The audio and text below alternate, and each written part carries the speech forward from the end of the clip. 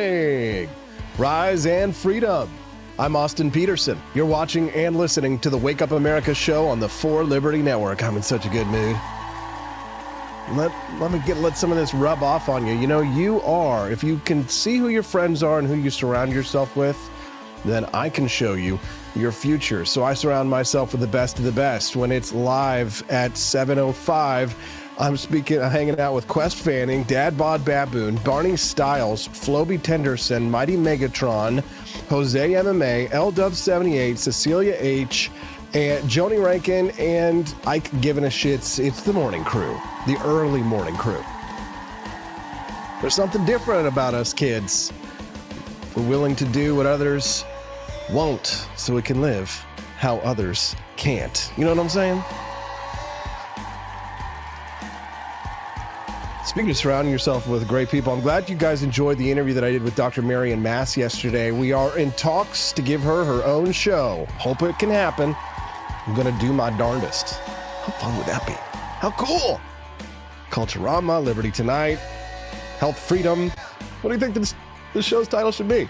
Well, anyways, let's not get our horses before our carts before our horses, and let's not count our chickens before they're hatched. What do you say? But lots of exciting things going on. Last night's Culturama with Daniela Pensac, an excellent show decrying the dysgenic approach the Catholic Church has taken to putting anime characters in as their children's characters. I don't know. I don't get it. It's maybe something the young people would be talking about. The old people be talking about some weirdness happening in Pennsylvania. Yes, this morning they're already having problems in Pennsylvania with early voting. I've got some shady video for you this morning, and we're going to break it down.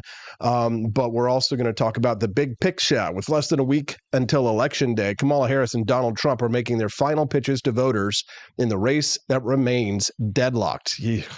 Chew on them fingernails, boys and girls. Harris will campaign in Pennsylvania, North Carolina, and Wisconsin. Trump will be in Green Bay. Harris gave her closing argument Tuesday on the Ellipse in Washington, D.C., the same spot that Trump addressed his supporters on January 6, 2021. They just can't get over it. She told her supporters it's time to turn the page on the drama. Speak for yourself, and it is time for a new generation of leadership. What, like Vivek Ramaswamy, Robert F. Kennedy Jr., Tulsi Gabbard, and Elon Musk? That sounds pretty new to me. President Biden's criticism of the rhetoric at Trump's NYC rally sparked a dispute over whether Biden was denigrating Trump supporters more broadly. Hello, my no scratch out basket of deplorables, but my garbage people. Garbage people. No, God! No, God, please! Yeah, I disagree with Daniela on the loose character as well, just because she reminds me of some of the anime JRPGs that I used to play on Super Nintendo back in the day. She looks like a healer, right? Which you would kind of expect from the Catholic Church, and it's for kids. So I don't get up on that stuff. It doesn't bother me. Not my circus, not my monkeys. Thanks for visiting forlibertyshop.com and starting that bonus content unlock early. You know, I've got a million billion clips, and we'll get to the news in just a moment, but I have to explain to you, when people like John Rail go to the shop and they buy Founding Flavors coffee, what happens? They help to unlock the bonus content, and you can do so as well at forlibertyshop.com. Not only do we have incredible shirts like the one I'm wearing right now, the Scary Government shirt, which is scary year-round, but we've also got delicious coffee. It's really always been at the very top this last year in terms of a sales perspective. And it's not, I'll tell you, it's not a big money maker in the sense that, because the margins on it are so tight, it being a commodity that it is. So I in order to sell coffee, small amounts of coffee effectively, I create beautiful branding, and I get the highest, most premium quality of beans that are available. And if you haven't tried my beans, I'd invite you to enjoy them. Perhaps put them in with your ice cream and suck on my beans. Do not come. Do not come. I'm gonna come.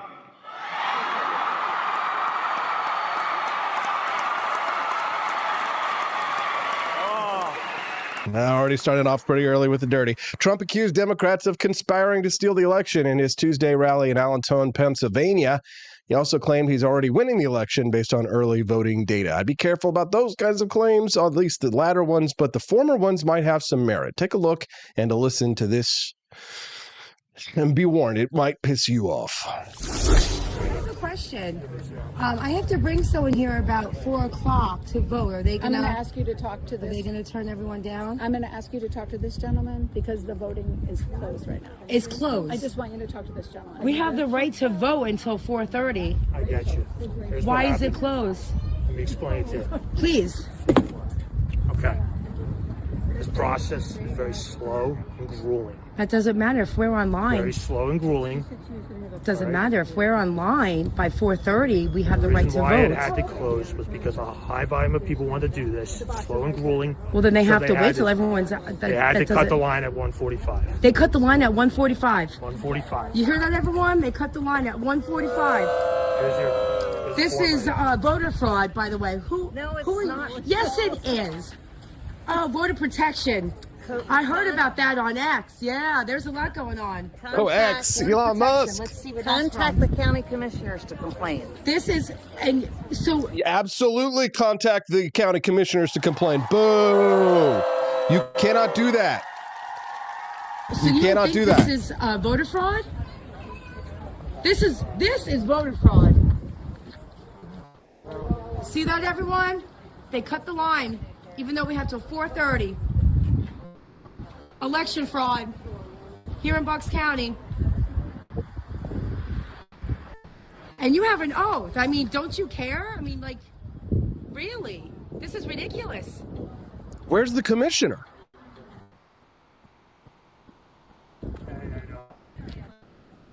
They're not accepting anyone else.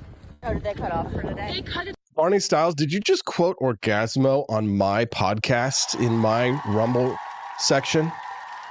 The Rumble comments. Did you say, I don't want to sound gay or nothing, but Austin's got nice beans? Okay, if you just said that out of the blue and you weren't prompted and you didn't know, like 2 or 3 days ago, I showed my wife that movie and she had never seen it since college. And now we're all making jokes to each other back and forth. Chodoy! If you've never seen it, it's very rated X, or there's an unrated version. I don't want to sound gay or nothing, but I'd really like to make love to you right now. Trey Parker, Matt Stone, South Park creators. Great stuff. If you haven't seen that movie, again, it's for adults only. But this stuff. It's off because of election fraud. That's why they cut it off. That's incorrect. It's actually posted online that they can cut it No, off. it's election fraud. It's not. It's Oh, they posted it online.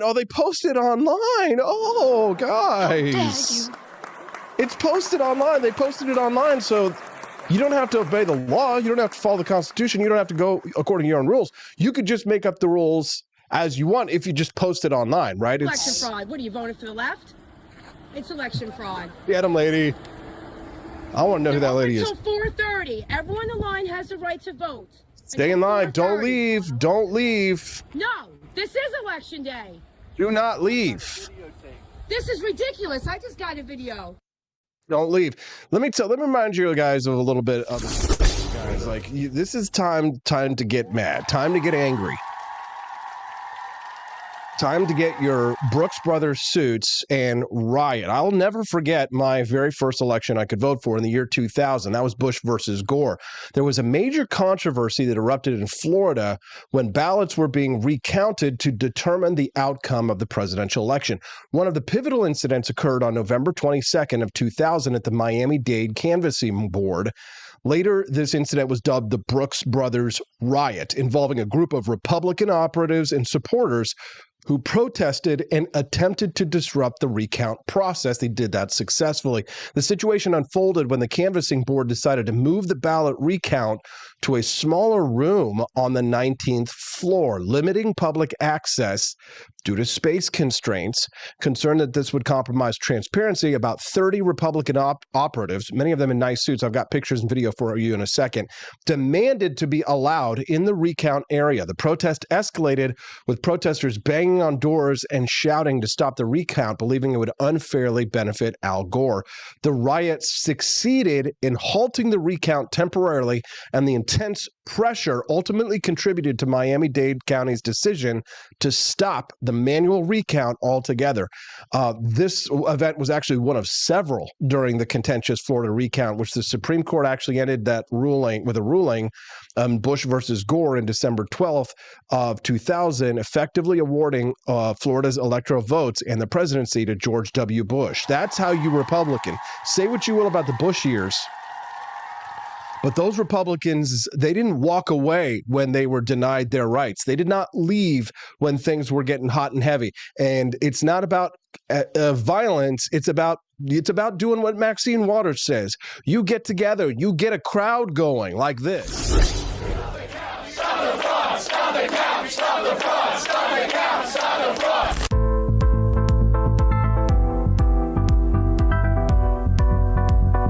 Dockers Rebellion. I like that one too. Miami-Dade County, where police actually had to break up a scuffle this morning outside the canvassing board.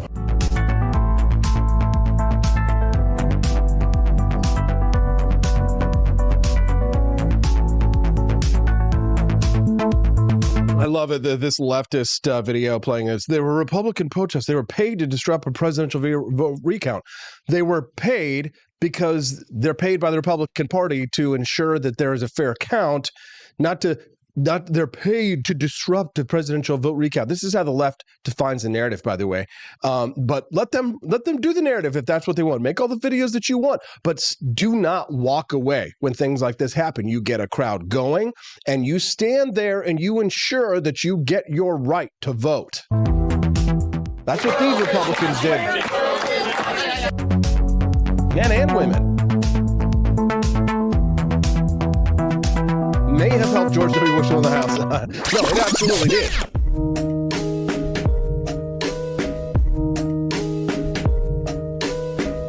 Yeah, many of you don't remember this. 2000. Some of you are all pretty young. Supreme Court stepped in. Let's see if I can find more footage.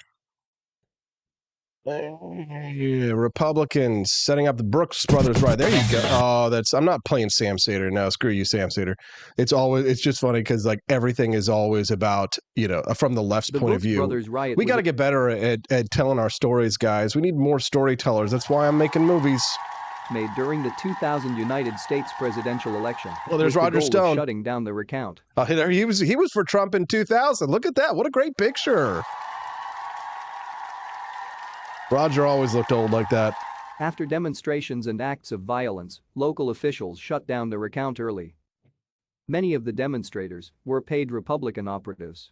Oh, they're paid. They're paid. The Republican operatives, they're paid. We actually pay our operatives, right? We don't have an army of slaves. According to investigative reporter Greg Palast, author of The Best Democracy Money Can Buy in 2002, Roger Stone organized the demonstration, and Matt Schlapp was the on-site. Where's Roger Stone? We need him in Pennsylvania. Leader. Republican New York Representative John E. Sweeney gave the signal. I remember this video, this picture. Look at these guys standing outside the door, right? They're like, no, this is the way to be. In the 2000 United States presidential election between candidates George W. Bush and Al Gore, in the state of Florida, George W. Bush achieved an election night majority by 1,784 votes, a very close margin. Due to the closeness of the race and this was like January 6th for the left before January 6th. Such as hanging chads, the Gore campaign successfully advocated for a recount of certain ballots. Miami-Dade County was one of the counties where ballots were recounted. We're going to win Miami-Dade this year, baby. There's not going to be any recounts in Miami-Dade County, brother. This country was built by strong men and women. We need to build this country back again with strong men and women like J.D. Vance is saying. Our country was built by frontiersmen who conquered the wilderness. We are not going to We're not going to restore the greatness of American civilization if we get offended at every little thing. Let's have a sense of humor and let's have a little fun and let's go win in 8 days. God bless you all. Yes, sir. You, sir. No, sir. Well, you can have this or you can go with that. You know, you can go we with have this to stay, or you know, you can go with that. We have to stay woke. Like, everybody needs to be woke. And you can talk about if you're the wokest or woker, but just stay more woke than less woke. Yeah. 8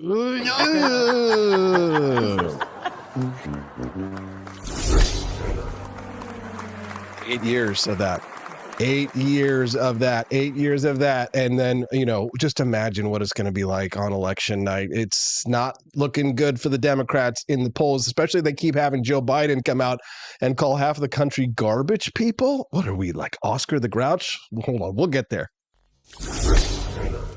Because that's all we hear about. Oh, Donald Trump's going to outperform his polls. So I went back and checked out whether or not a party outran the polls 3 presidential election cycles in a row in the key battleground states.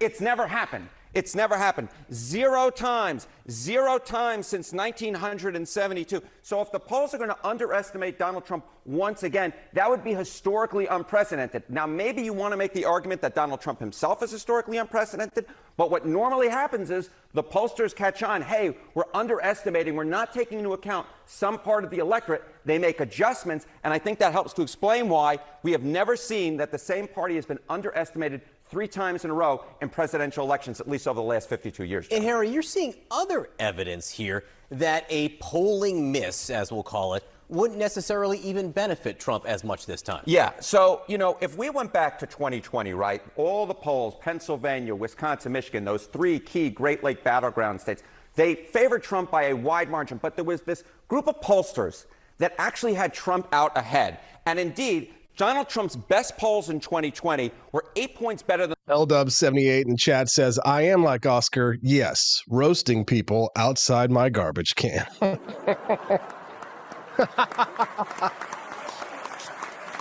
Fist bump, Latrell, fist bump. Love it. I love it. And they're running scared. They're doing everything they can. I love this. This is Hitler finding out about Trump's Nazi rallies in the future. They had a time machine inside the bunker just in time. They were going to use it to win the war, but it was already too late. Here's Hitler finding out about Trump's Nazi rallies in the future. Check this out. This unbelievable footage. Es ist dem Feind gelungen, die Front in breiter Formation zu durchbrechen. Mein Führer, we have a Im Süden hat er sich nach Osten genommen. Im Osten ist der Feind bis zur Linie Lichtenberg, Marsdorf, Karlshaus Trump will include mit dem Angriff Steiners Nazi rallies. Das alles in Ordnung. Go ahead, show me these rallies. Oh no, I'm going to shoot myself. Yes. Oh my gosh.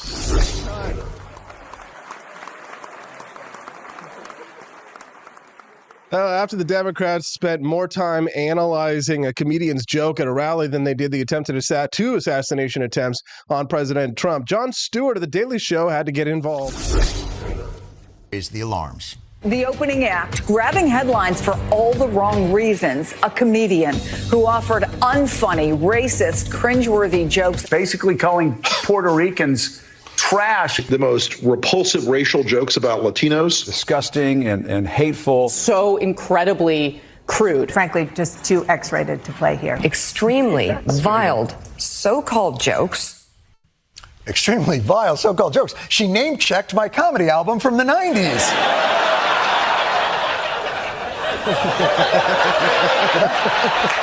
I used to love comedy albums on CD back in the day. I used to listen to Adam Sandler's comedy CDs where he would talk about, he would play the goat. Remember the goat? Garaputo, that fat shit. Did I really?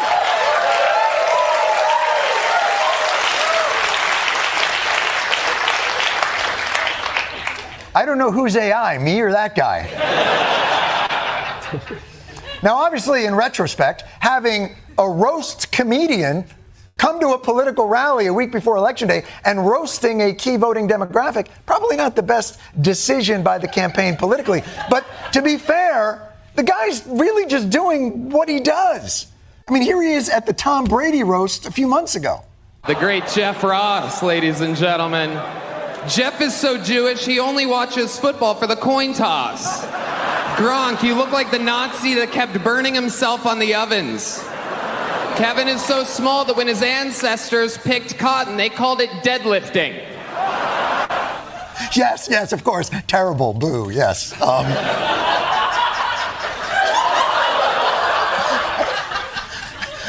There's something wrong with me. I find that guy very funny. So, I'm sorry. I don't know what to tell you. I mean, bringing him to a rally and have him not do roast jokes, that'd be like bringing Beyonce to a rally and not have... Oh. So if you don't know, if you don't get that joke, it's because Beyonce went to do a Kamala Harris rally and all these people showed up. It was this huge Kamala Harris Beyonce rally. And everybody was like, yeah, they were so excited because they thought it was going to be a free Beyonce concert. Instead, Beyonce got up there and spoke for 3.5 minutes and then left the stage. And so the rest of the audience left. It wasn't a Kamala. This is the bait and switch. So it's like having Beyonce come to a rally and then do the Beyonce. But they're going to kick Jon Stewart off of the reservation, and I, for one, am ready. Are you enjoying the Wake Up America show this morning? It's only been 25 minutes. You guys are already laughing? It looks like I'm doing my job. So do your job. Click that like button. And if today is your first time watching or listening to the Wake Up America show, you should know that this is the place where your little heart will be broken, where you'll get your hopes up and you'll think, I love this show. I like Austin. I like this community. And then Austin says something to offend you and you are going to run away screaming, panicking, because there are no sacred cows here. There are no golden calves or golden idols that we must worship. Everything's under scrutiny here. We typically, just like most politicians, unless they do the business of the people, which is economic freedom and personal liberty, protecting our rights, constitutional and natural. Speaking of, Judge Andrew Napolitano will be joining us on the show today for some big brain time, talking about the Constitution. And Robert F. Kennedy Jr. Will remain on the ballot in certain key states.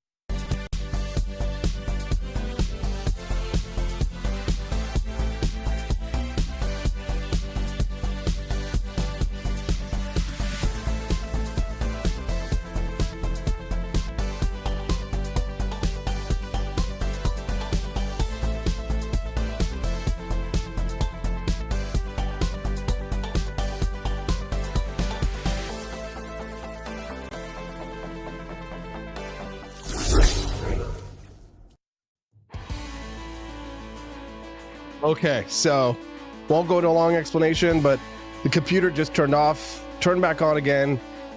I hit start streaming, opened it up, start streaming immediately, seemed to jump back on. Am I live? Are we live? Okay, I'm here. And you know, your heart just like drops in your stomach. And if I were like Daniela or the Liberty Tonight guys on their shows and stuff like that, I'm sure they'd be pooping their pants. But you have to just stay calm, Set everything back up. Rumble Studio is going to keep you alive. Everything kept through. I'm still streaming over on X, or are we still streaming over on like YouTube and the other places as well? Thank God. All right, so we're back. Don't want to lose the momentum. Judge Napolitano will join us live at 8 a.m. Central Time to talk about the ballot situation. I'll talk to him about that Supreme Court decision, Gore versus Bush, and a little bit about some of the issues that surround that one. We'd love to hear your thoughts on that. You can send me a text at 573-319-1586. This is a good time for me to remind you, too, about the bonus content. I believe we have some bonus content today. Do we? Yes. Wow. I had a bunch of doctors sending me text messages yesterday. They were really excited about hearing from Dr. Marion Mass. That's cool.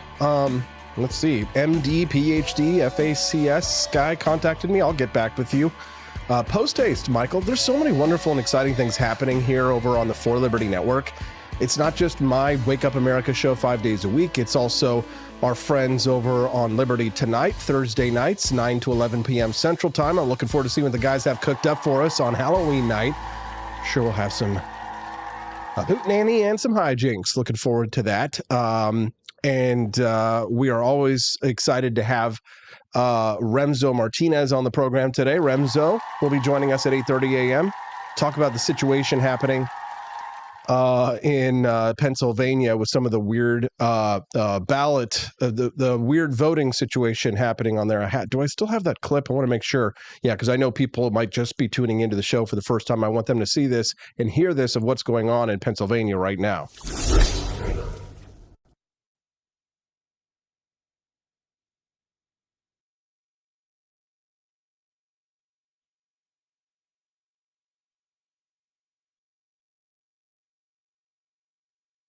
Can you tell, like, whether someone is a Republican woman or a Democrat woman from the sound of their voice? I think you can, because just listen to these two women's voice. You can hear the cigarettes in the Republican woman's voice, you know, denoting the, like, rough redneck background of the woman who is the Republican woman. And then you can hear the kind of, like, sort of, like, inner sadness and self-loathing in the Democrat female's voice. Oh, okay. You guys aren't seeing anything. You aren't hearing anything because when the computer resets, it resets absolutely everything. And it says, Austin, I hate you so much. I hate you and your face and everything. We're going to try and destroy everything that you love and everything that you work for every day.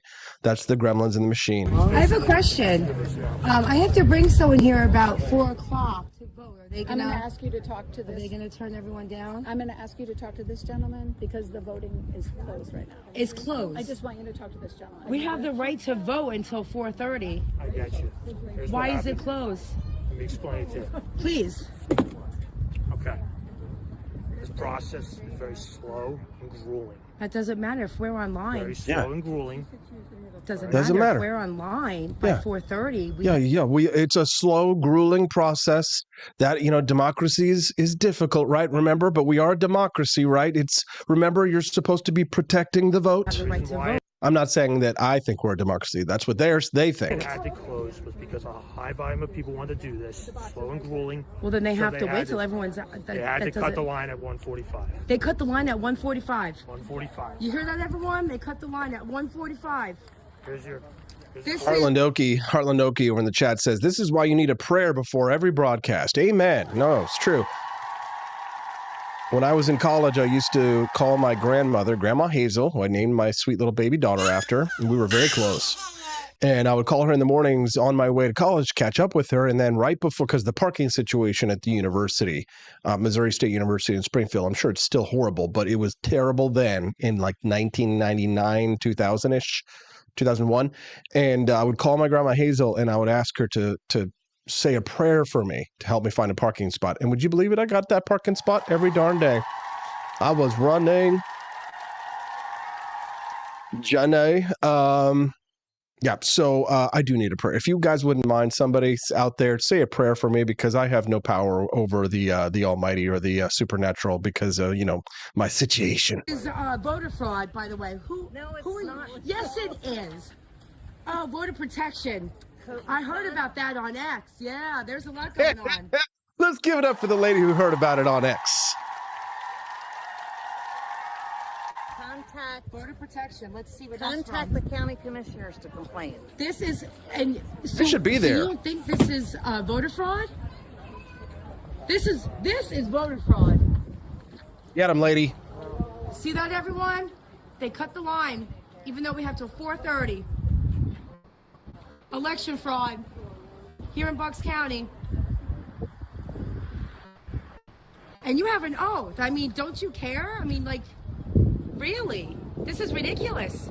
Really? That's that Northeast. You don't hear women talking like that with that kind of accent in Missouri. That's not a Midwest accent right there. That's Pennsylvania. Maybe a little Pennsylvania Dutch in her background. Almost like almost New Jersey. They're not accepting anyone else. Oh, did they cut off for today? They cut it off because of election fraud. That's why they cut it off. Election fraud. Get him, lady. They can cut it No, off. it's election fraud. It's not. It's but election okay. fraud. What are you voting for the It's left? not, but okay. It's election fraud. They're open till 4:30. Everyone in the line has the right to vote until 4:30. On election day. No, this is election day. No. I got it videotaped.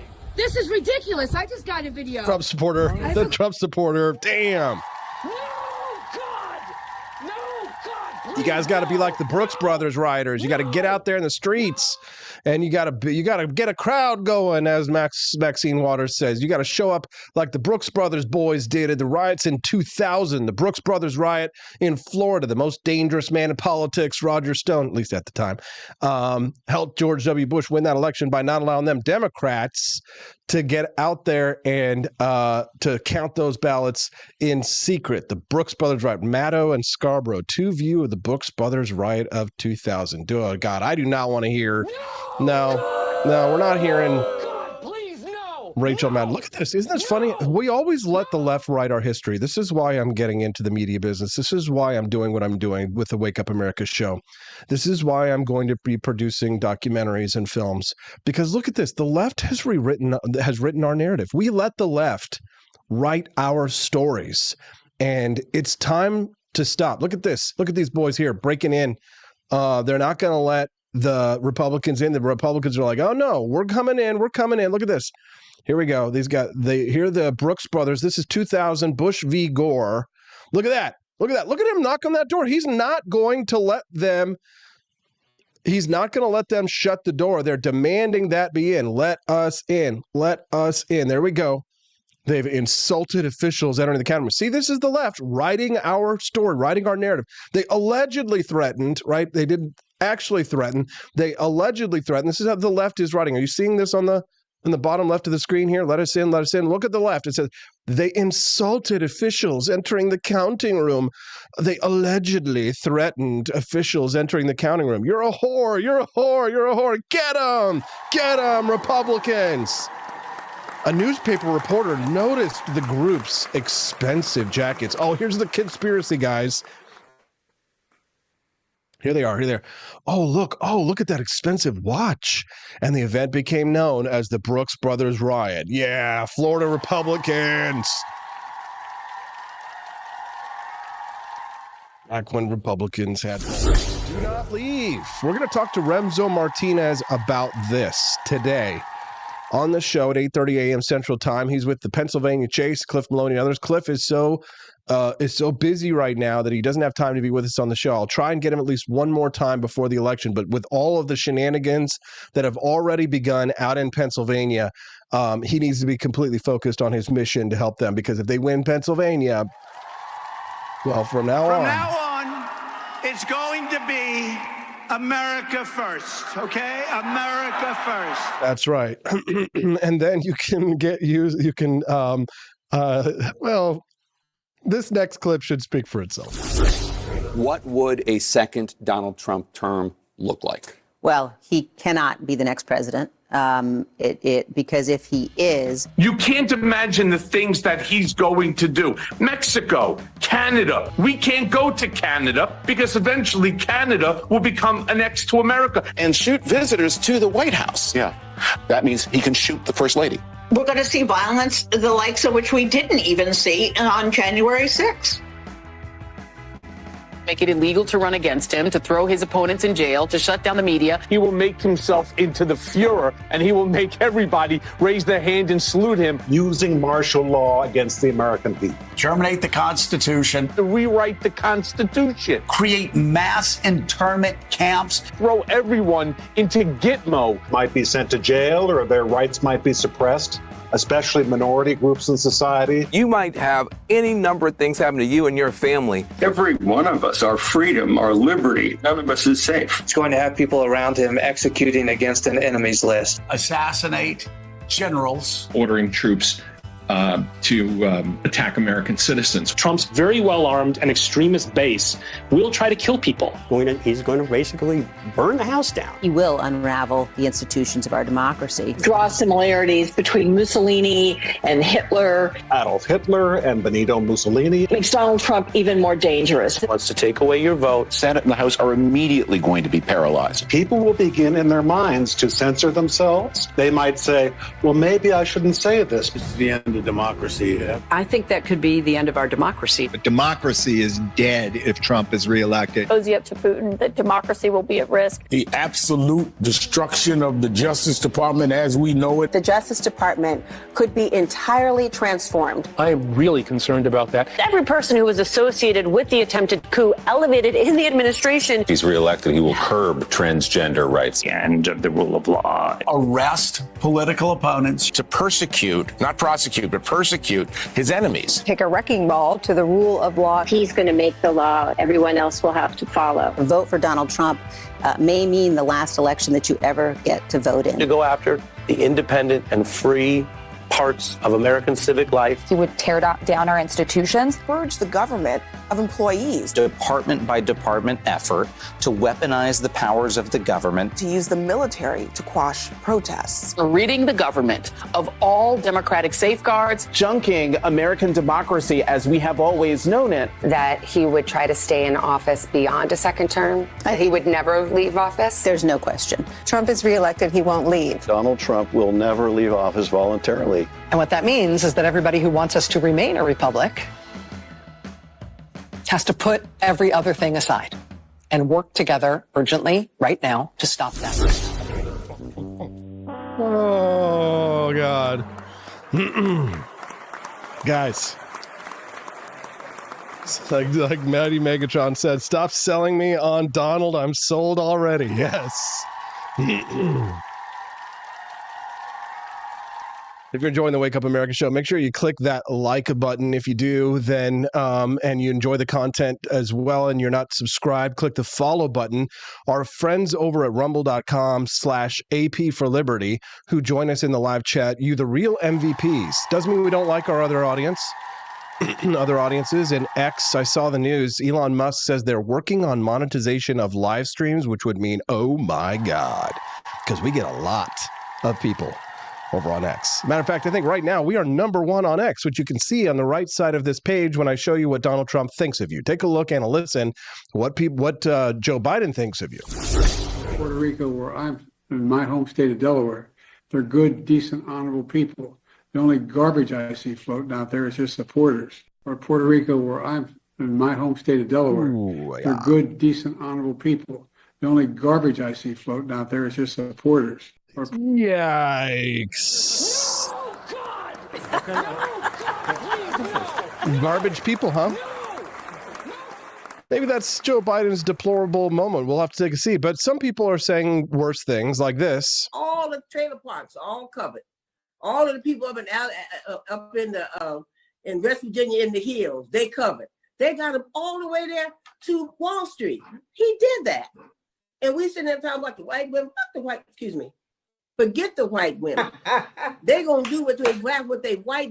Oh, there you go. Black Women for Harris organizer. This is what she thinks of white women. And we sitting there talking about the white women. Forget the white women. Forget the white women. No doubt that if Kamala Harris wins, they will absolutely forget the white women. Not that it will stop white women from voting for them, white liberal women. What is the biggest obstacle in many of these people's lives? What's your biggest obstacle in life right now? My biggest obstacle in life? Trump. Trump, absolutely. So do you wake up and think about him? Yes, constantly, every day. Do you go to sleep and think about him? Yes, every day. Are you in love with him? I hate his guts. Are you in love with him? I hate his guts. They love it. You know what? They do love him because they would have no purpose in life without him. You have to understand that in terms of advanced strategy, having this kind of opposition shows that you're on to something in life. You cannot get through life if you don't have enemies. You're probably not doing something important. If you don't have people fighting you tooth and nail, you're probably not near a treasure. You're probably not doing something. If you don't have people like this in your life, you can go through life and offend no one and stay in your lane and do what the crowd tells you to do and never make waves. You can live a life like that, and it is a life of no consequence. It's like the meme from Troy when Achilles is approached by the young man saying, "Oh, I don't want to go to war. It's scary to go to war." And Brad Pitt rides away saying, "And that is why no one will remember your name." Can you imagine being that obsessed with someone? I mean, that is real derangement. That's a real derangement syndrome. Here's patient zero. The sociopathic, psychopathic, malignant narcissist. I know what's right. And I think there are a lot of people who think they know what's right. I know what's right. Well, narcissistic and self-centered. I just don't want to feel the way I did, and many of us don't, after the election in 2016. I should not be president, period. Idiot is taking our country into the dump. A national disgrace. And I apologize to Justin Trudeau. Such a mean, nasty, hateful person. So stupid. I'm going to say one thing. Fuck Trump. In the real world, he wouldn't last long. That's my feeling. Yeah. Real gangster. In the real world, where do you think he made all his money? Not from preening in front of a camera and going, no, Robert. He actually had to go out there and build up industry. He had to build buildings and do it in the most difficult area in the country to do so. But the left, they're still trying to paint him as a Nazi, and they're using identity politics to try and bring him down. Ready? Don't sleep on the men. They heard from Michelle Obama this weekend. It's 5 o'clock in New York in 2016. She told us to go high when they go low. In 2020, she effectively appealed to our better angels. And just a few months ago, she told the pro-democracy Americans among us to, quote, do something. Now, with just over 1 week until Election Day, former First Lady Michelle Obama isn't messing around anymore. Because with women's reproductive health care and freedoms hanging in the balance next Tuesday, the stakes literally are life and death for every woman in America. It's not hyperbole. It's not an exaggeration. It's what happens next week. In her very first appearance on the campaign trail since her speech at the Democratic National Convention, Michelle Obama in Kalamazoo, Michigan, made a very specific and artful and powerful plea to men, especially men who do not feel like the assault on women's reproductive rights affects them at all. They're not going to get a single. They're not going to get a single man's vote. Oh, sure, there will be biological males who will vote for Kamala Harris, but not men. Biological males, I think, is different from men. This is the type of man, quote unquote, biological male, who will be voting for Kamala Harris. This type of idiot. You said over the weekend, referring to it, there's a direct parallel to a big rally that happened in the mid-1930s at Madison Square Garden. Well, look, you were comparing that rally to a Nazi rally? Look, I'm comparing it to the hate that came out of this, and I think they confirmed that. You stand by the comparison, though, to a Nazi rally? Look, the rally, you saw it for yourself. I'll let the American public make the decision of what they saw. What about you, though? So I know what I saw, and I'll just leave it at that. You said over the weekend, referring to it, Weenie boo. No, the Democrats just double, triple, quadruple down on the Nazi slurs. Joe Biden is out there talking about how half of the country are garbage people. Senator Marco Rubio informed Donald Trump at the rally last night that Joe Biden had referred to his voters as garbage. Take a look. Well, I wasn't going to say anything, but I have breaking news for you, Mr. President. You may not have heard this. Just moments ago, Joe Biden stated that our supporters are garbage.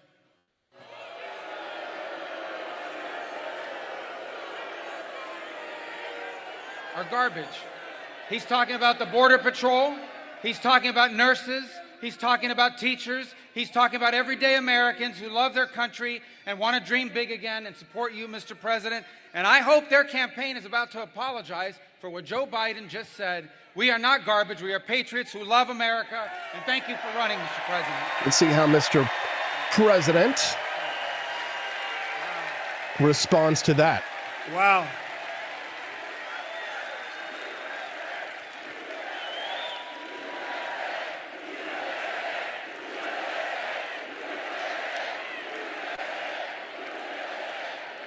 That's terrible. That's what it says. That's what it says.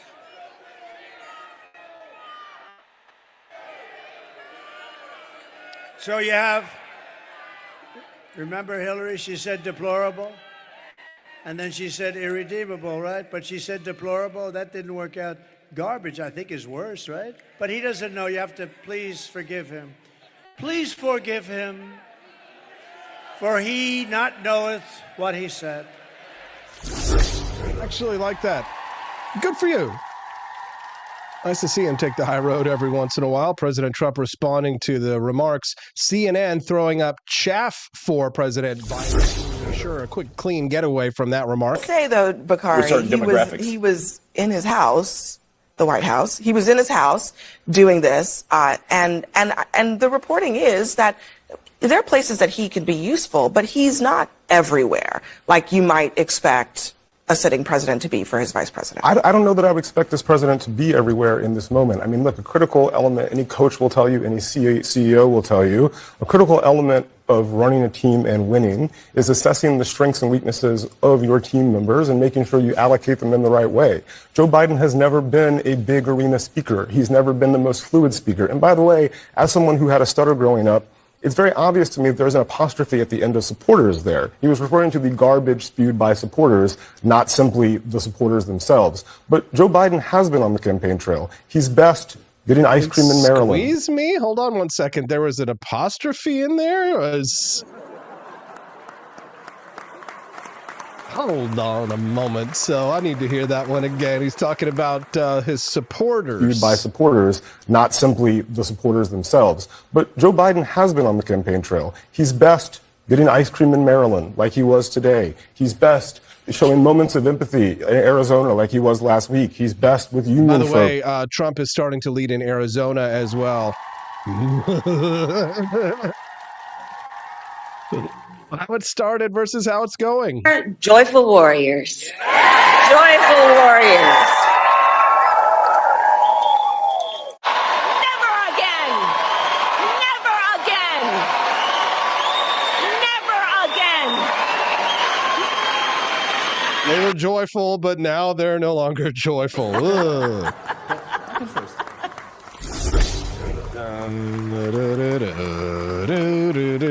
We got Judge Andrew Napolitano joining us live in about 8 minutes. Yes. Donald Trump. We're going to speak to Judge Napolitano about the Supreme Court decision that will keep Robert F. Kennedy Jr. on the ballot. So I'll ask him a little bit about the Brothers Riot of the year 2000. Judge Napolitano will be reacting to some of the shenanigans that are happening in Pennsylvania and others. And then Remzo Martinez will join us live at 8:30 a.m. Central Time to go over that and more. He's with the Pennsylvania Chase. Yes.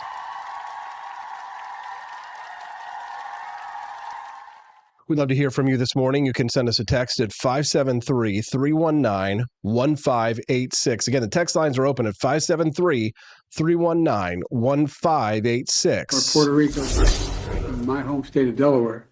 They're good, decent, honorable people. The only garbage I see floating out there is his supporters. Or Puerto Rico, where I'm in my home state. Supporters. I'm sorry, excuse me. Apostrophe is the type of thing that can be a bit tricky in spoken word, but he would have continued on. Or his supporters, right? What are the garbage I see floating out there is his supporters. Or Puerto. Yeah, I don't think so, my man. I think that's what it sounds like. Puerto Rico, where I'm in my home state of Delaware. They're good, decent, honorable people. The only garbage I see floating out there is his supporters. The only garbage I see out there are his supporters. Thank you, President Biden. No offense, but it sounds like some fucking commie gobbledygook. We haven't unlocked the bonus content yet. We've raised, I believe, somewhere in the neighborhood of like $30, $40 towards the $60 goal. So we are getting close. Let's check the campaigns or the studio. Donations, yes, 5, 6, 7. We have raised $28 towards the $60 goal. Not bad, guys. So here's what I recommend.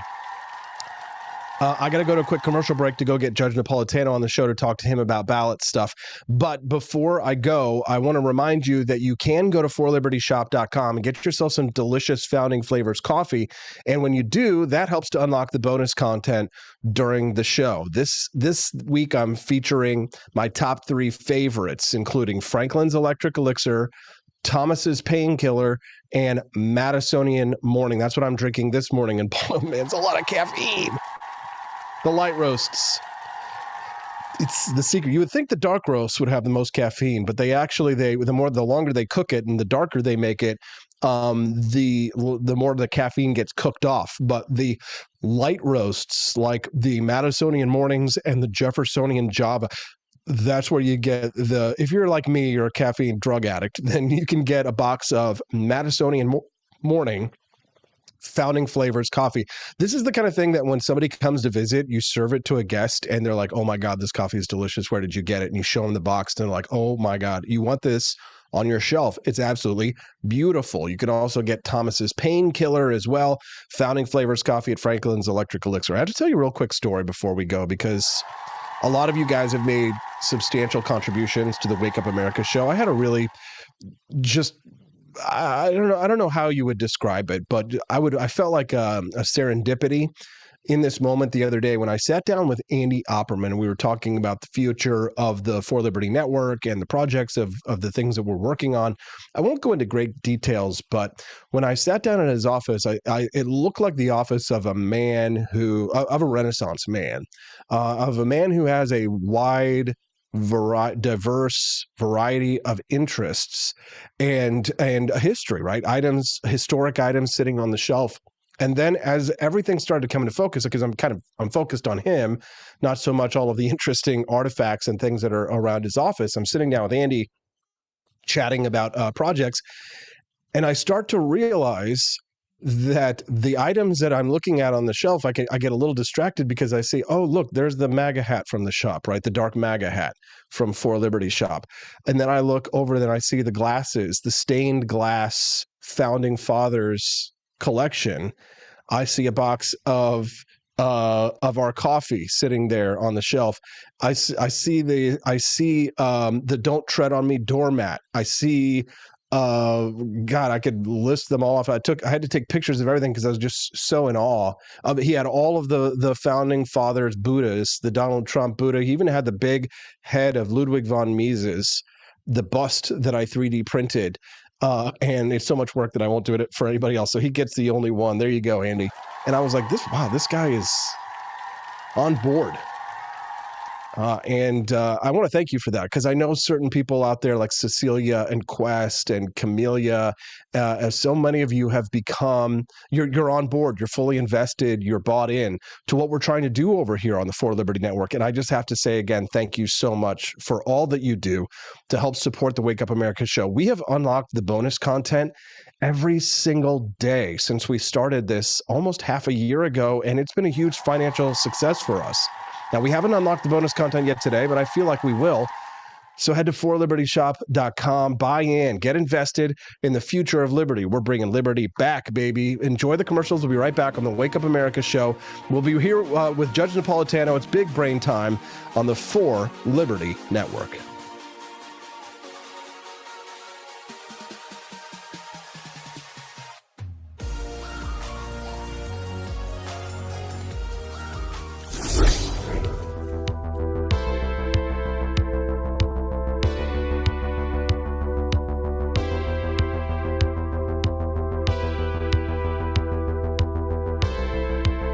Are you tired of the strange radioactive effects of leftist culture? Do you ever wonder what happened to good old-fashioned American values? Well, fear no more, because there's a new force fighting back against the cultural rot of today. Introducing Culturama, a right-of-center talk show that's taking back the future today. Hosted by none other than blonde bombshell herself, Daniela Pensack. She's not just talking, she's taking culture back. With sharp takes, brilliant guests, and a few surprises along the way. Tune in to the live video podcast twice a week, because the future doesn't have to be weird. It can be Culturama. If there wasn't going to be somebody who was a fiery champion of liberty, somebody who would get out there and who would be aggressive, and if they wouldn't do it with more fire or passion than I had, then I would go and I would fight this battle for us. I've fought for the principles that we all share. Parties tend to be secondary to me. We're here because we believe in the principles of liberty. I am not a perfect messenger, but I think I'm a damn good one. This is a replica of our first president's flintlock pistol. You have my full support, my respect, and my gun.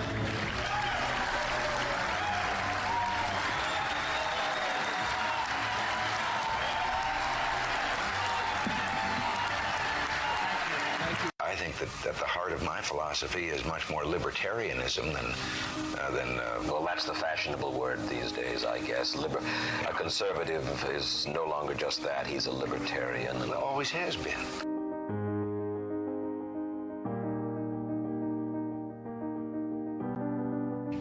Yet any time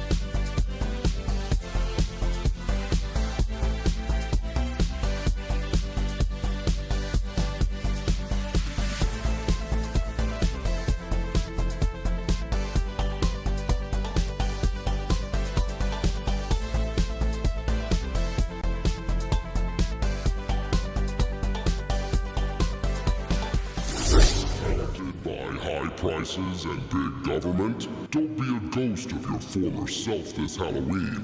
We've got shirts that'll keep the ghouls and the government off your back. Inflation's scarier than any haunted house, but hey, why not turn it into a costume? Or how about our spooky government shirt? Guaranteed to spook anyone who's afraid of too much power. But if you're feeling real edgy, nothing says Halloween like our Michael Myers No Lives Matter shirt. Cause when it comes to big government, we all get slashed. At 4libertyshop.com, we believe in freedom, not fear. So grab your libertarian Halloween gear before the government takes an extra bite out of your wallet. Or your candy. 4libertyshop.com. Let's make Halloween tax-free.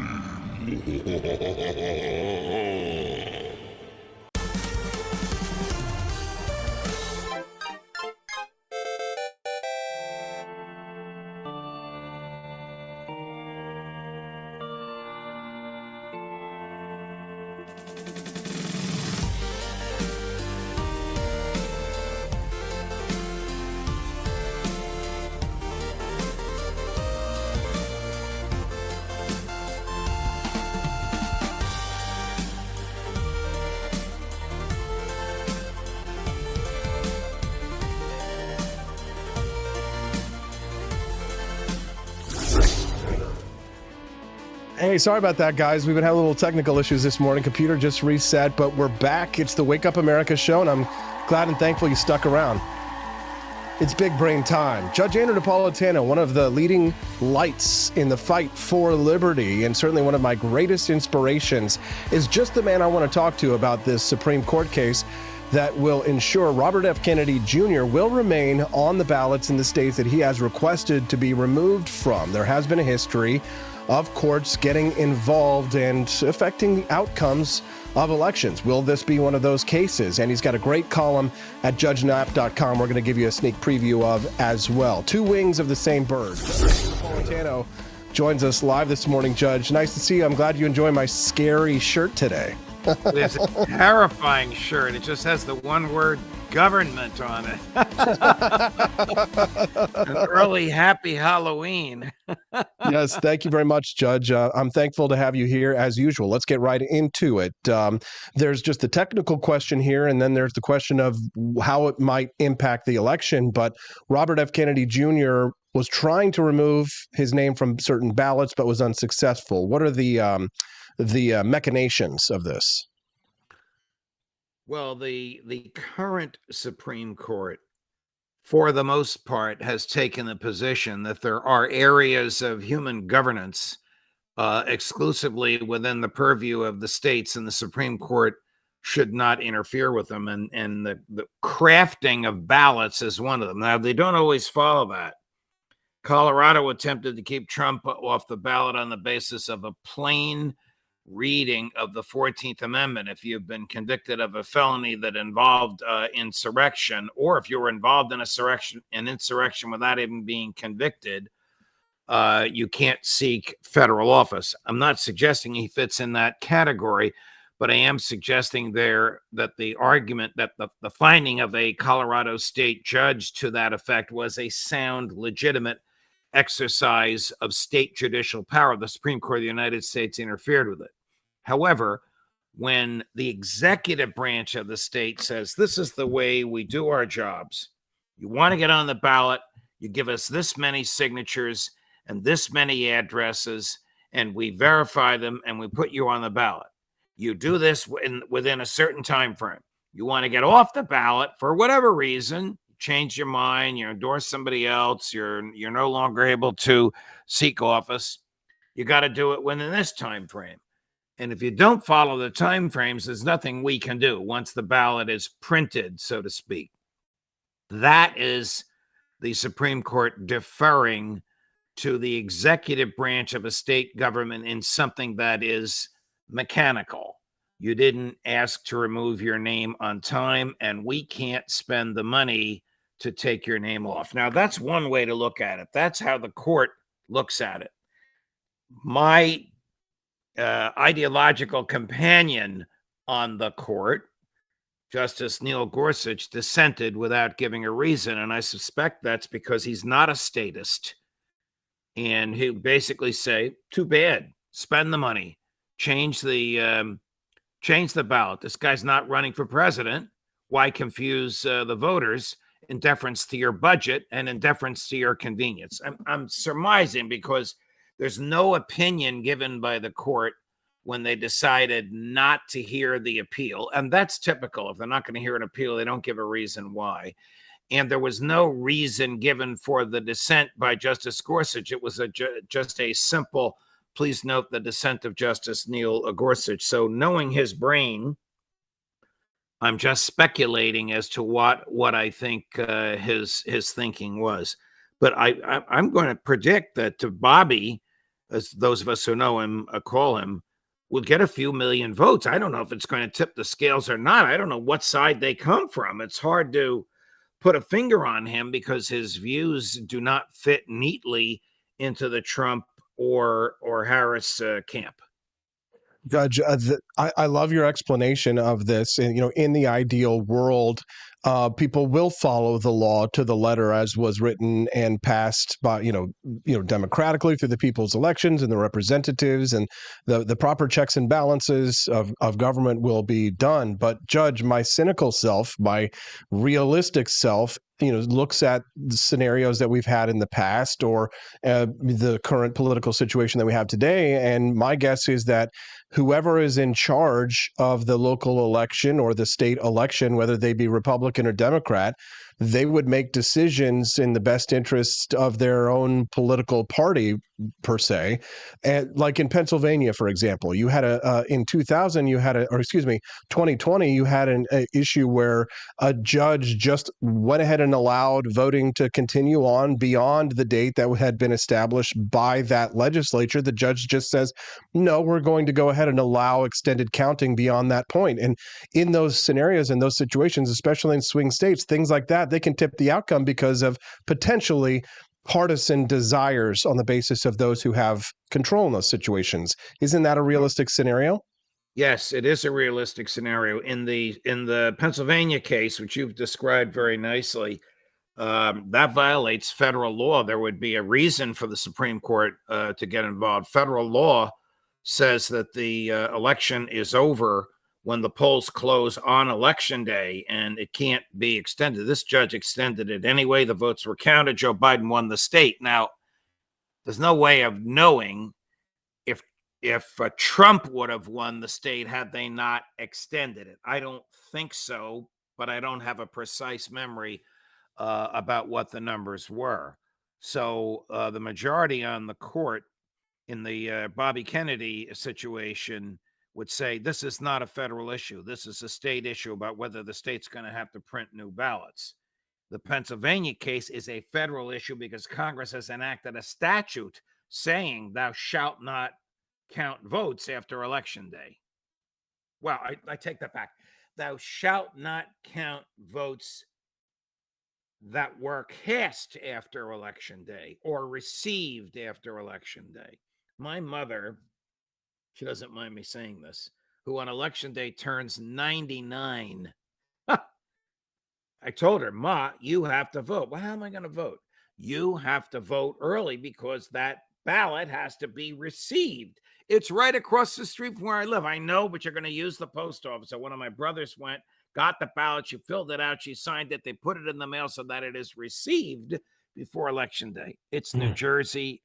Her vote would be not dispositive of the outcome. New Jersey will go for Harris overwhelmingly. Still, it's our voice. It's our vote. This is a right that we individuals in a free society should be allowed to exercise. And I get deeply concerned, Judge.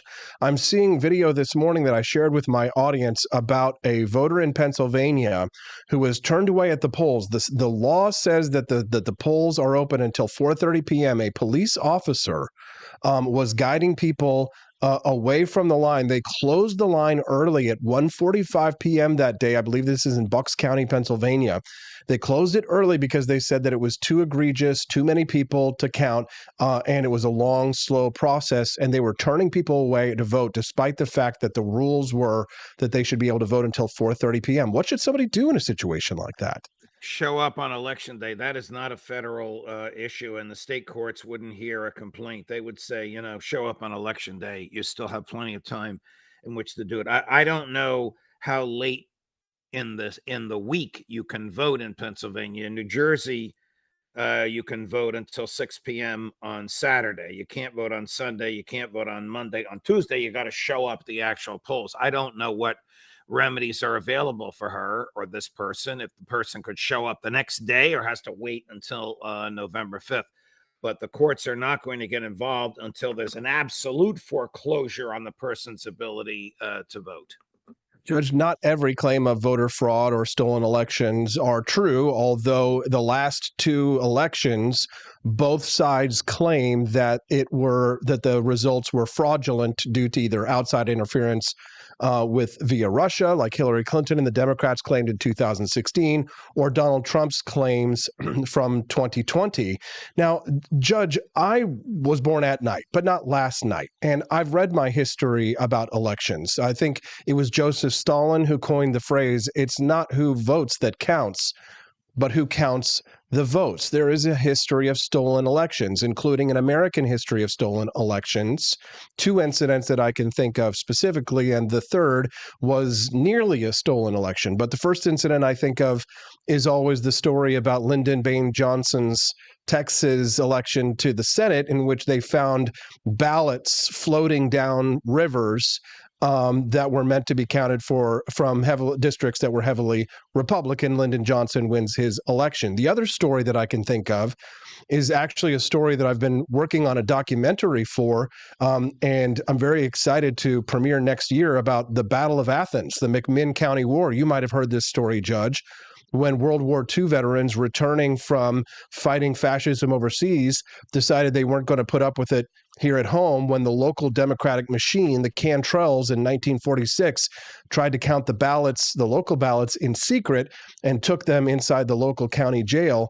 These veterans mounted up, grabbed their rifles, and opened fire on the jail until the sheriffs finally surrendered and the ballots could be counted out in open. The third situation, an incredible tale, and I can't wait to show you the documentary, Judge. But the third story I think of is in 2000, my first election that I could vote for, George W. Bush versus Al Gore. And the Supreme Court stepped in that election as well, essentially handed the election to George W. Bush in many ways. Could you give us your breakdown analysis of that and what role the Supreme Court could play in this election, perhaps, if it has to step in? I was taken off air at Fox twice.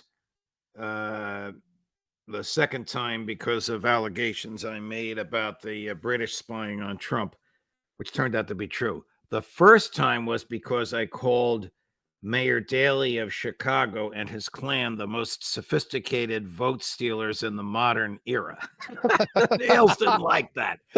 I thought for sure you were going to talk about JFK versus Nixon in Chicago in 1960, which is another example of that. And by the way, that LBJ story that you won, you know how big Texas is? He won by 80. I realized it was late in the 40s, but the population was still huge. He won by 87 votes statewide. I have been critical of the Supreme Court's opinion in Bush versus Gore, because I believed then and do now it was highly partisan, based on politics, and should have been resolved by the Supreme Court of Florida. If it had been resolved by the Supreme Court of Florida, George W. Bush would still have won, but we might not have known it until Christmas time, as opposed to December 4th, 5th, or 6th. I forget the actual date when that came down. I was at home in my apartment in the city, asleep, because I had to get up at 5 the next morning to fly to California on a Fox project. Roger Ailes himself called and woke me up. I won't tell you the language he used because there were a lot of 4-letter words, but the bottom line was, get your butt up here because the Supreme Court decision is coming down in an hour. I was on set with O'Reilly, just O'Reilly and me. And he goes, how are we going to know how the court ruled? I said, Bill, look in the camera and start calling. I'll tell you how it rules. They hand me the opinion. I turned to the last 3 pages. I said, Bill, George W. Bush wins. And we were the first ones to get it out. And then I began going through the opinion and attempting to explain it. The Supreme Court held, you remember, hanging chads and dimpled chads, because in some counties, they only counted the votes when you pushed that chad all the way through. In some counties, they counted it if it was still hanging but intended to be pushed through. In some counties, they counted it if it was dimpled and intended to be pushed through, but you failed to push it through all the way. Because it was not the same, it was not uniform throughout the entire state, the court ordered that all the counting stop as of the publication of the court's opinion, and whoever was ahead at that point would win. And at that point, George W. Bush was ahead. When the New York Times and others did a forensic test on all the ballots that came in Florida after Bush was inaugurated, turns out that Bush won by more than he was declared to have won by the Supreme Court and the Florida authorities that evening. That's fascinating history, and you played a part in it, Judge. It's exciting. I keep reminding O'Reilly whenever I see him, Bill, I made you look good. He goes, yeah, for once you made me look good. Judge, you've played a part in history. You've been an actor. You have acted on history. You have not waited for history to act on you. You've been an activist, libertarian. You've been a judge. You've been a scholar, a constitutional scholar, a lawyer. And you have, even when it was extremely unpopular, you stood up for your principles. And I've seen you, Judge, taking the fire and flames of people like Roger Ailes, or in situations where people had power over you and you refused to back down. That's why I have so much admiration for you. Even in the very, very few incidences where we've disagreed, I still have great respect for you, Judge, because there are very few people with the type of spine or backbone that you have.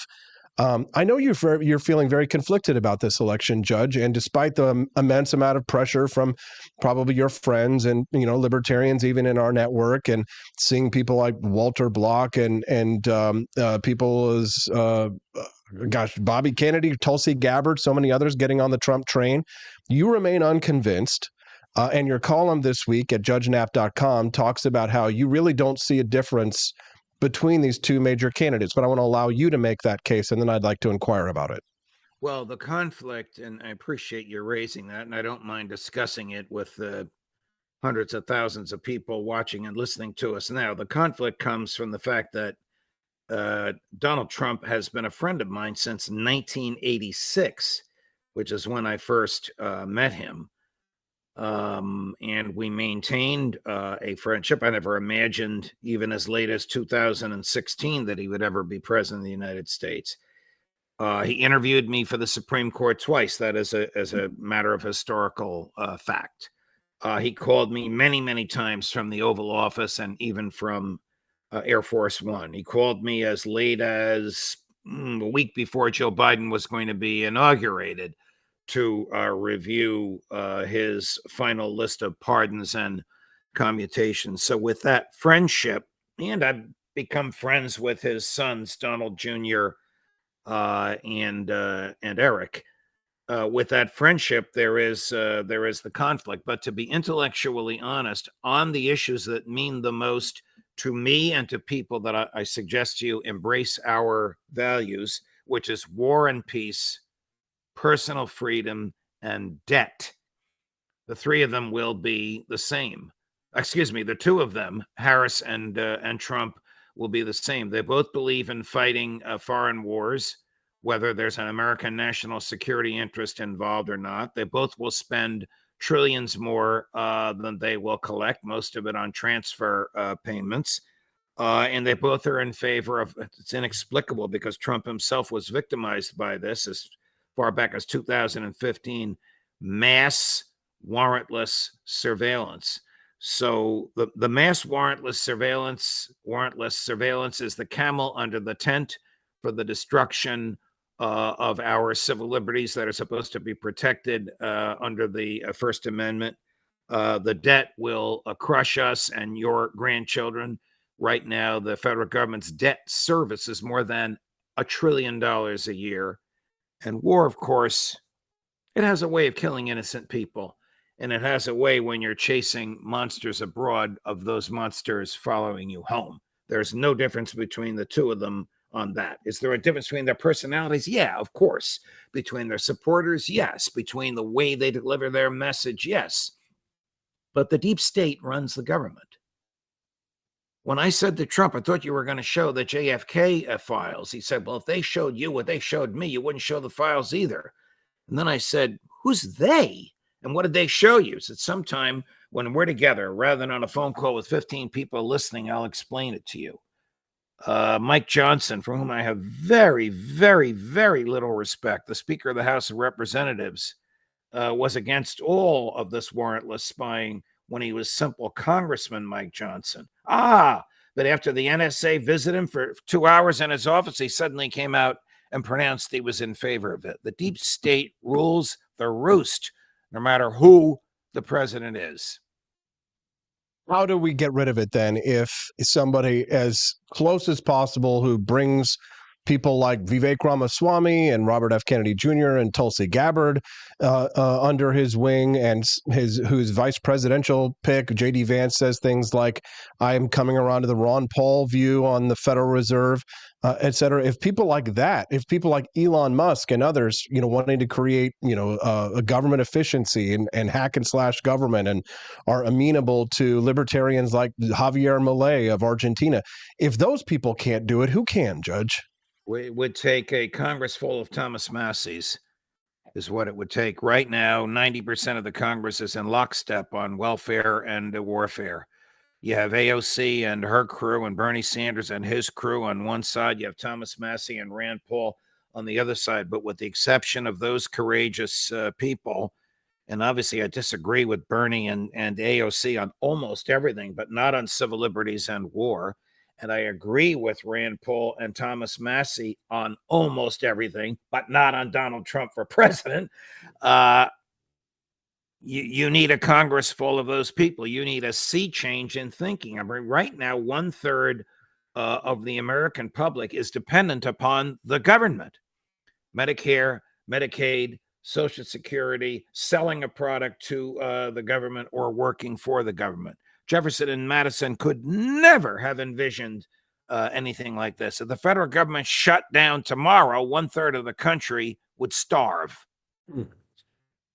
Judge, I'll say this, as someone who ran for president, one of the things that I realized by the end of my campaign, having visited every U.S. state except for Alaska and Hawaii, is that it's actually not the people in Congress who were the problems per se. It was that in every state that I went to, and everywhere that I campaigned, I found for example, when I was in South Carolina, I ran into Lindsey Graham's. When I was in Florida, I ran into little Marco Rubio's.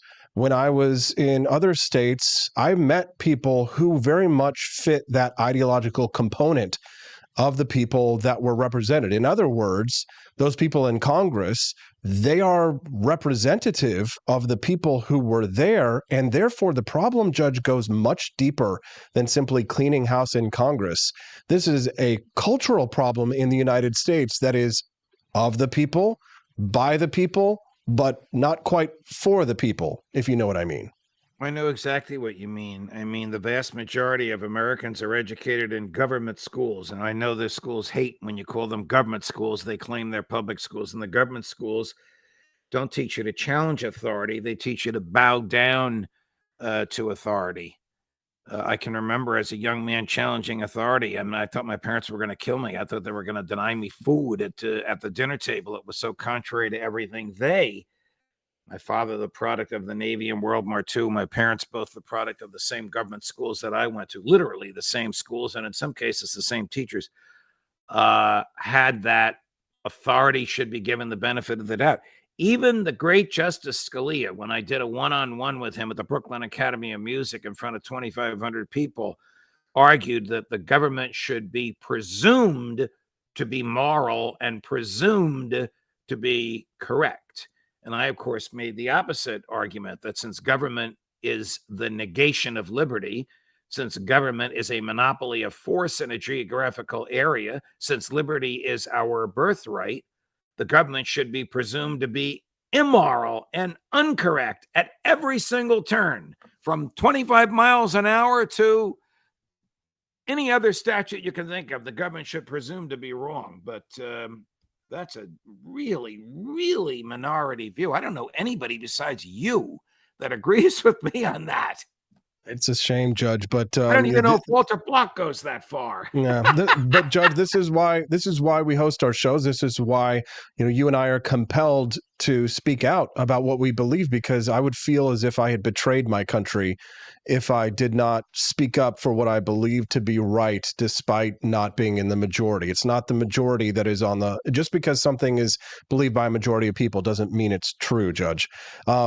We're running out of time. I'm so sorry, Judge. I want to give you an opportunity to share with us a sneak preview of your upcoming guests on your splendid Judging Freedom podcast.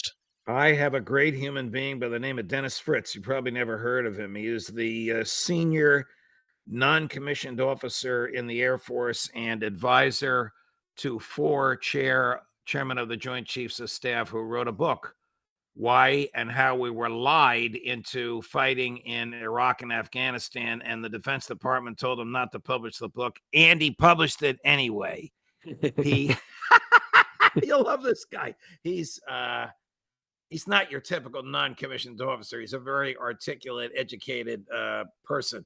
He's coming on today along with the great, stirs the pot like nobody I know short of Austin Peterson, Max Blumenthal, and Colonel Karen Kwiatkowski, with whom I from time to time have these big brain-like conversations. Karen has been fantastic for years. I remember, I think we booked her on Freedom Watch a couple times back in the day. Yes, we did. Yes, we did. Yeah, she's been always enjoy coming on this show with you. She's she's a PhD in political philosophy. She's a very, very deep thinker, and she's a Rothbardian. Let's put it that she's way. one of us. And I was reading her on Lou Rockwell for years. Judge, I'd love to talk to you about this and more things. One topic that I hope we can talk about next week, even though the election is coming up, and I'm just deeply concerned about. I had seen Walter Block's latest op-ed where he was decrying the loss of his friends. He has been unpersoned at the Mises Institute. They have removed all of his speeches, his writings, all of his academic work over at the Mises Institute, and now Tom DiLorenzo won't speak to him. They have unpersoned him, and it's deeply concerning. We don't have time to discuss it, but I'll send you some of the correspondence I had with Walter Block about it, and hopefully we can discuss it soon, Judge. But unfortunately, we don't have time today. Thank you for discussing these topics with us and being so generous with your time, Judge. You're welcome. Who knows what the world will be like a week from today, but I'll be happy to join you at that time. Thank you, Judge. You have a wonderful day. Thank you very much. A round of applause. What do you say?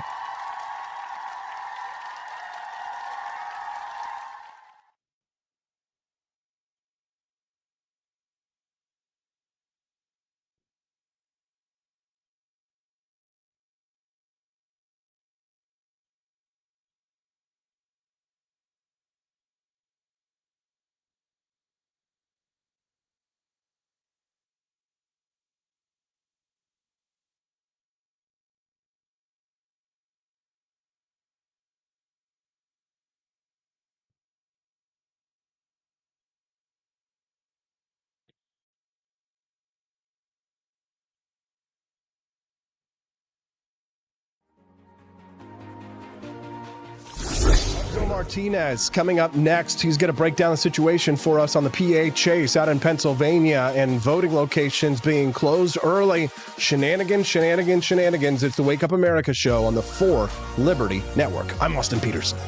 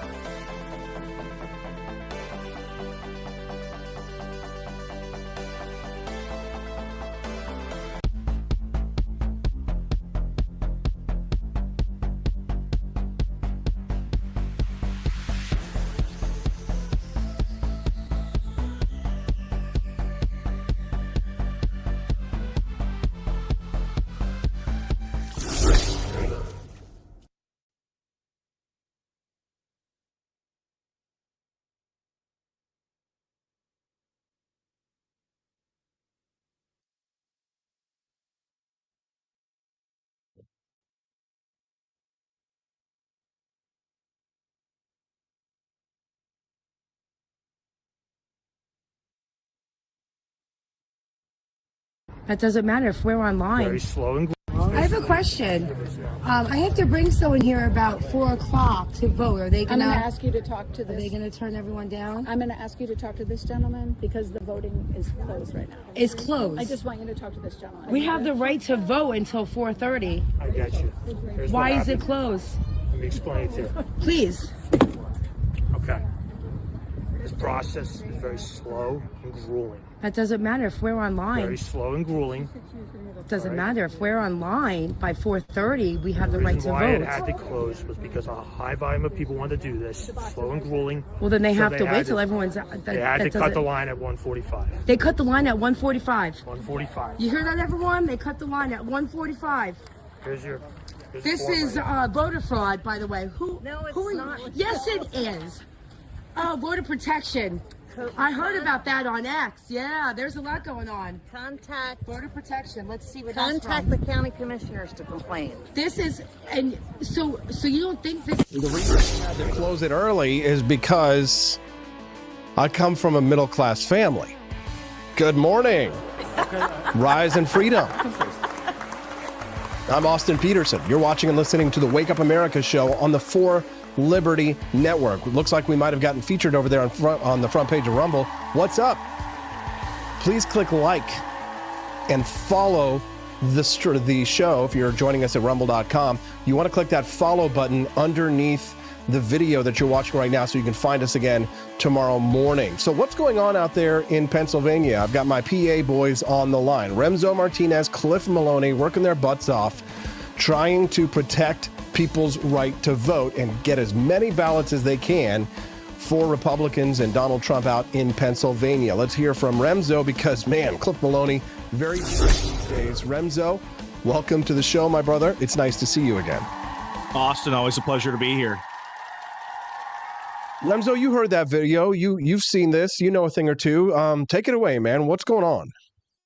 So 4 years ago, not so long ago, 4 years ago, we're in the middle of the worst thing ever minus a zombie apocalypse, and they're telling people that you should vote as early as possible.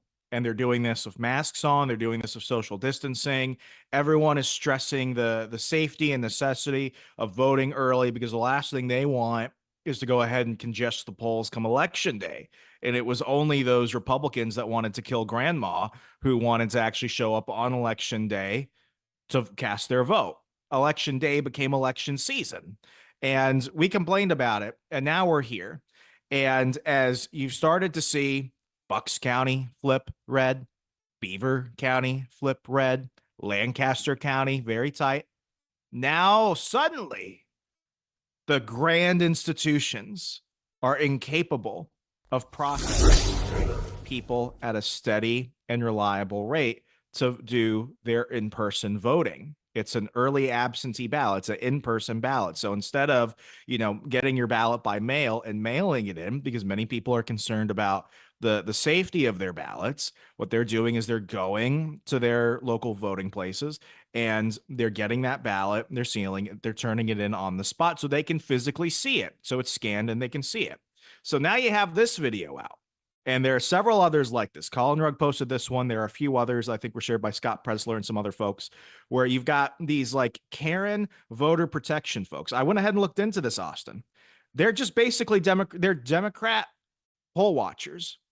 And what's funny is on the PA Dems website, they only mention that these people, these volunteers are to be deployed at polling places on election day. So one, they don't ever in any of the videos of this Karen or the other Karen or the one male Karen I saw pretending to be voter, some type of like official body. It's why out their name tags only say voter protection. They don't say Pennsylvania Democrats or something like that. What we're seeing right now is that they're basically just trying to confuse people. And in this given situation, you don't have the cop making it any better. Instead of saying, hey, we had too few people, we have too many people in line, we want to get through these people, something happened. It's just like, it's slow and grueling. Bitch, please. It's slow and grueling. This reeks of something very, very diabolical going on. You're just the America Show. I'm Austin Peterson. I'm speaking to Remzo Martinez. He's with the PA Chase, watching what's happening out in Pennsylvania. I was just playing a clip of this video of a woman who was supposed to be in line voting until 4:30 p.m., but was told that they cut off the line at 1:45 p.m. Central. It does stink, Remzo. But I'm wondering, do we have any resources? I mean, where is Scott Presler? Where are the local county commissioners? Where are our guys? Why is it that I have to watch videos of this vote? What are they called here? The Voter Protection Democrats. Where's the Republican answer to this? In regards to that, I don't quite know. What I can say is that the RNC is actually applying their billions of dollars that they've sat on for years, and the RNC is actually sending lawyers out throughout different counties in Pennsylvania. So finally, they didn't wait weeks. They didn't wait until after the election, because Republicans are always like, well, let's just figure out what happened. And then after the fact, when all the Democrats are elected and all the Democrats are appointed and they fill every crevice and crack with a Democrat, then we will go ahead and get into lawfare. No, they're doing it now. And it's great that on X we're actually able to see this, because could you imagine any of this footage being around on Twitter even 4 years ago? So I think it's important that people understand that, one, it's kind of weird that these people, these poll watchers who are only supposed to be out on election day, per the PA Dem Zone website, are out early, which is kind of weird. I've never seen that before. That's kind of weird. Secondly, their badges don't explicitly state that they are Democrat volunteers. And secondly, they are failing to self-identify as Democrat volunteers. They're almost trying to convince people that they are bureaucrats or that they're officials of the state or something. Yeah.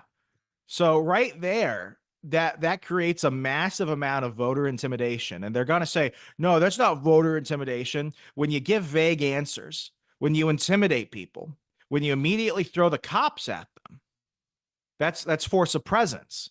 What else do you call that? I mean, the problem is, Remzo, is that I'm concerned about our ability to counteract this. Like, they're sending lawyers now. I'm glad to hear it. But it just goes to show that the Democrats are up early and they're out organized. And it looks, at least from this, like they're getting out there ahead of our guys. But yet, when I hear Donald Trump at Madison Square Garden talking about early voting results favoring heavily Republicans, I don't know what to make about that. I'm not trying to get my hopes up here, and I'm not taking anything for granted. So even if Donald Trump is saying, oh, the early returns, that might act as a suppressant. And I'm like, no. We got to act like we're 10,000 yards behind so that we can try, ensure that everybody keeps vigilant. So why is Trump, and why are people saying early voting results are showing this? That's confusing me, Remzo. Help me understand. What you have historically, and we're primarily seeing this across battleground states, not just battleground states, but states with counties that have historically shown heavy Democrat early voter turnout. You see this in Miami-Dade County. Republicans have a lead for the first time ever in Miami-Dade County history. You're starting to see this throughout the state of Wisconsin. You're starting to see this in Arizona and Nevada and Pennsylvania and North Carolina. And that is freaking people out, because what they have been trying to prep for months is this idea that the Democrats, while among each other, they talk about how poorly they're doing, but outwardly to you and I, they can never show a sign of weakness. They're saying, once again, we're going to see 2020-ish numbers for mail-in ballots, and you will not know who the president is on Tuesday night. We will not have a victor declared on Tuesday night. It's kind of strange, though, because you go ahead and you get the ballots in, and you get the ones that are dated, and you get the votes that are by citizens, which that whole thing in Virginia is a whole other thing.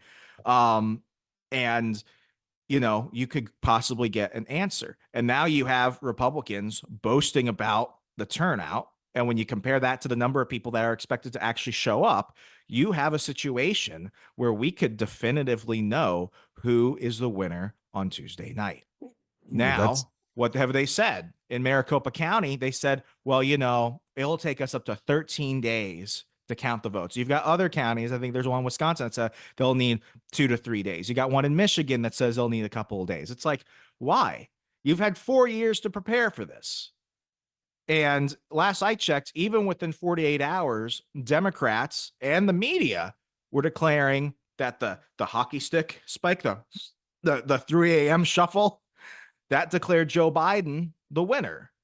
So, I mean, I'm not going to go ahead and, scream that the sky is falling, but if they're projecting, if they're already saying, and I'm seeing people at the Atlantic, the New York Times say this, that there are ways in which Trump could steal the election, we won't know who the winner is. And it will take all these counties upwards of 2 weeks to figure out who's declared winner.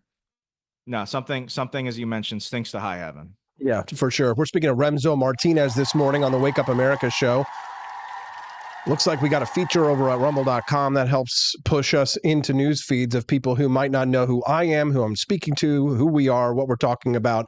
So allow me to reset, if you wouldn't mind. I'm Austin Peterson. I'm the host of this 5-day-a-week live show, Mondays through Fridays, 7 to 9 a.m. Central Time at rumble.com/AP for Liberty. And I know we do have thousands and thousands of you watching and listening to us over on X. It's hard for me to contact you over on X. I don't get to see your screen names. Why don't you head over to rumble.com/AP for Liberty and click follow over on the chat underneath the video. Join us over there. We'd love to have you interact with us and join our community of freedom fighters. Speaking of freedom fighters, Remzo Martinez joining me live this morning on the chat. He's with the PA Chase and AMP America. He's a patriotic American who's trying to protect the vote and ensure that liberty will be protected in our elections. We're glad to have him here this morning. Remzo Martinez can be found on X at Hey Remzo. Remzo, we've been discussing this morning some of the concerns that we have about Pennsylvania. We won't solve those problems today. Hopefully Cliff Maloney is out there fighting as well, because I know that he's very busy and he hasn't been able to come on the show because of everything he's doing out there to try and bring in PA. But maybe we don't need Cliff Maloney's or Remzo Martinez. Maybe the Democrats are just going to stick their own foot in their own mouths and blow it in the final days of the election. Take a listen to what President Joe Biden had to say about people like us and the listeners to this show yesterday. Or Puerto Rico, where I'm in my home state of Delaware, they're good, decent, honorable people. The only garbage I see floating out there is just supporters. Or Puerto Rico. Okay, the only garbage.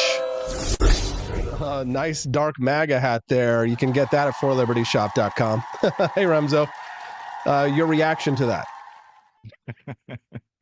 Somebody got mad at me on X yesterday because I said I was still voting for Trump, and they're like, "You're not a real Latino." I'm like, "Oh, this is the whole Biden, if you're not voting for me, you ain't black thing." So over at my bio on X, I put subpar Puerto Rican.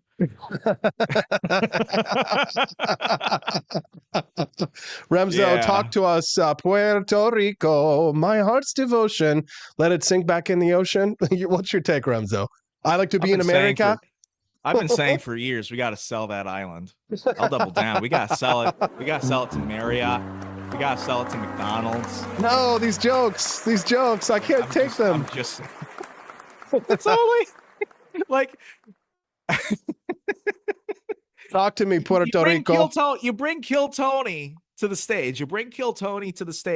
And you don't expect him to say a joke, which was still largely, pulled out of context, and everyone gets their comeuppance. And, with Puerto Ricans, I'll call them out. It's like, oh, you love that island so much. Why is it you live on the mainland but still call Puerto Rico your place of residency?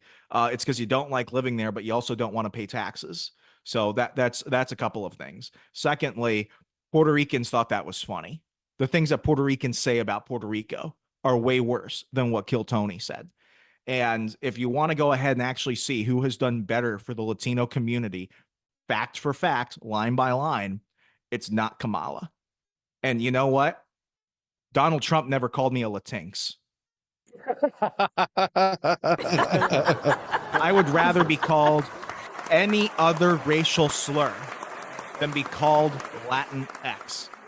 So if we're gonna call balls and strikes on this whole thing is desperate. Everything reeks of desperation, and for Joe Biden, Dark Brandon, to come out and then do this, I'm almost glad the joke happened, because this mirroring of just horrible behavior.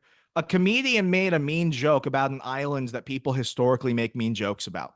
Joe Biden called half the country garbage. Those are not the same thing. Here's what Kamala Harris thinks of happening. I talked to Governor Walz yesterday. Okay. He compared Trump's rally on Sunday to that of one of the Nazi rallies in the 30s at Madison Square Garden. Do you compare that? Do you find that a similar comparison? Listen, this election is in 7 days, and I think the American people have a very clear choice. And on the one hand, you have Donald Trump, who is constantly fanning the flames of division and hate, who is trying to have the American people point their fingers at each other, or my leadership, which is founded on a lived and experience that the vast majority of us have more in common than what separates us. Hey, word salad there, but Tim Walz comparing the Trump rally in Madison Square Garden to a Nazi rally. She does. I mean, it's funny. After they tried to kill him, Donald Trump, they're like, we need to tone down the rhetoric. Except now we're all having Nazi rallies at Madison Square Garden. Make it make sense, Remzo. Let's go down the list of some historic Nazi rallies at Madison Square Garden, shall we? Blues Clues on Ice was a Nazi rally. Barney Live was the Nazi rally. The Rolling Stones and the Foo Fighters were a Nazi rally. Mike Tyson versus whoever he knocked out was a Nazi rally. You know, great historic site of just one for one, constant 84 years of Nazi rallies. Come on. I love this response that she gives whenever she's asked. What's your message to Michigan voters in terms of the economy? We have auto workers who are being laid off and those who fear that they might be laid off. The average person can't afford groceries or their rent. And recent polls in Michigan show that Michigan voters believe that Donald Trump would do a better job with handling the economy and bringing jobs back. What do you say to that? Well, let's start with this. I come from the middle class, and I'll never forget where I come from. My mother worked very hard. She, by the time I was a teenager, was able to save up for our first home. Remzo, she came from the middle class. And she worked at McDonald's. Remzo, we're coming up on the end of the show here right now. I got to wrap things up. What should people know? What should people be doing in the final weeks or the final days of the campaign? Hours.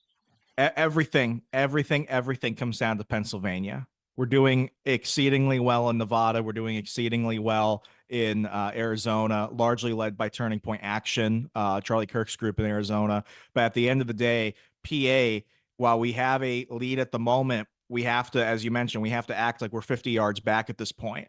A ballot chaser. You can go ahead and sponsor a ballot chaser for $175 a day. Keep our guys and gals in the fight. We got to go ahead and get 500,000 doors by Tuesday. I think we're around the 125, 130 number left. People are working day and night to make sure that Republicans are not leaving their ballots on the kitchen table and they're actually turning it in. Because if Republicans show up, there is no way that Kamala Harris wins Pennsylvania. And if Donald Trump gets Pennsylvania, he wins the whole thing. That's phchase.com. You can go ahead and volunteer if you don't have too much time. Even if you're not in PA and you can't get out there, you can make text messages. You could do phone calls, just telling people, hey, we know you got a ballot. We know you requested a ballot. You got to turn it in, because the margin of difference in 2020, it was 80,000 votes, and there were exceedingly more Republicans who got an absentee ballot and did not show up. This is not a time to mess around. If Republicans show up,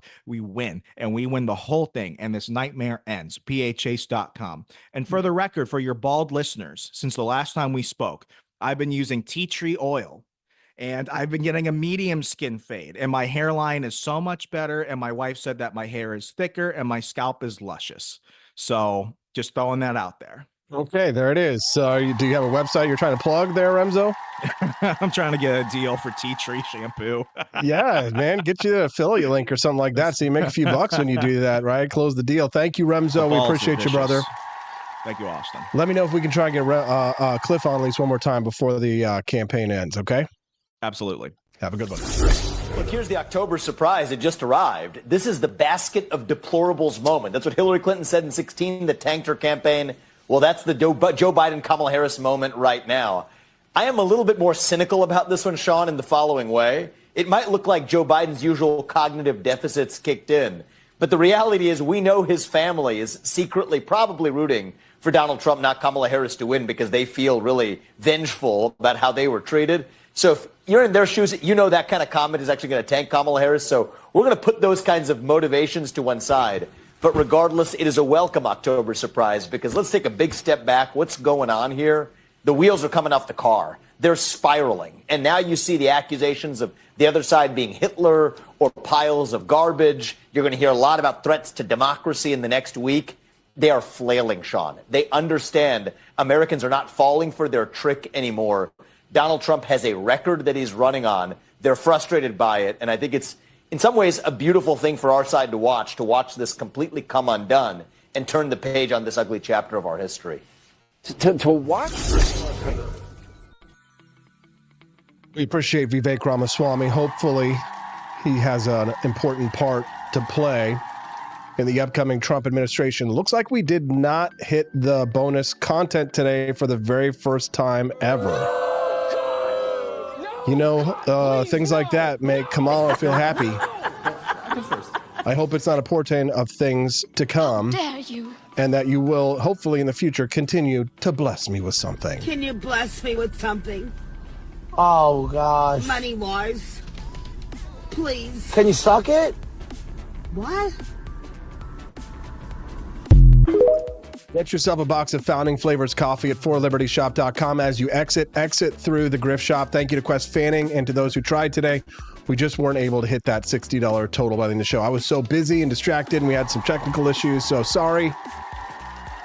Hopefully we'll do it tomorrow, but I think we can say, well, I guess we got 4 minutes. So it is possible in 4 minutes that somebody could do this, hit the $60 goal. I think we got like $40 left to go in the next few minutes, and then you'll get the bonus content. But it does look as if, well, you know, if we don't do it, it's the future.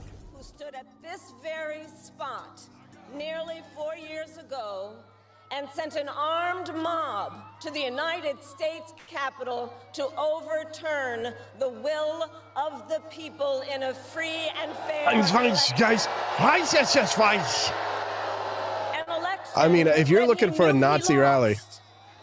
Americans died as a result of that attack.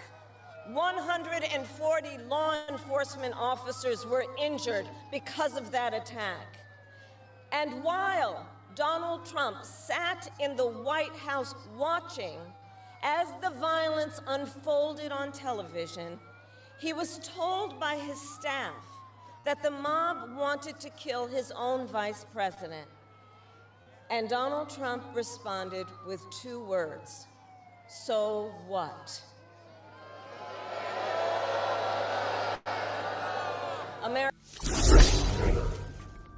Very sad. Thanks very much for being a part of the Wake Up America show. It's been an exciting morning when I see 788 people joining us live over on Rumble, 3,300 people joining us live over on X. I saw some good news too that might be a game changer for us when I saw the tweet that came through. Where was it? Elon Musk. This could be a big one for us. Let me just show you here real quick. Libertarian girl, Josie, she had it pulled up real quick before we go. This might be a game changer. I don't know how long it'll take for them to get it. I don't know what it would mean, but considering the fact that, you know, we are number 1 over on X this morning right now, more than double our next competitor, you can see that X is working on video monetization according to Elon Musk, which would mean that where the numbers really are, number 1 over on X, where how many people here? Let's take a look before I shut off the live stream. Yeah, 3,600 people. Deplorable Biden right here. Look at that. Number 1 on X. That would mean that that if they monetize it, I mean, it could be big for us. It could be big for the Wake Up America show. And then, man, when I'm not worried about money anymore and things are just rolling, rocking and rolling, you're going to see this baby get up to 88 miles per hour. It's going to see some serious shit. Yeah. So before you go, what do? You click the like button, you click the follow button, and you come back and join us tomorrow morning at 7 a.m. Central right here on the Wake Up America show. Thirsty Thursdays means the lovely Daniela Pensack. It means Camelia Peterson. maybe a surprise guest or two. So as you exit through the Grift Shop, get yourself a box of founding flavors over at 4libertyshop.com. That's the number 4libertyshop.com. And we'll see you guys here tomorrow on the Wake Up America show on the 4 Liberty Network. Bye, guys.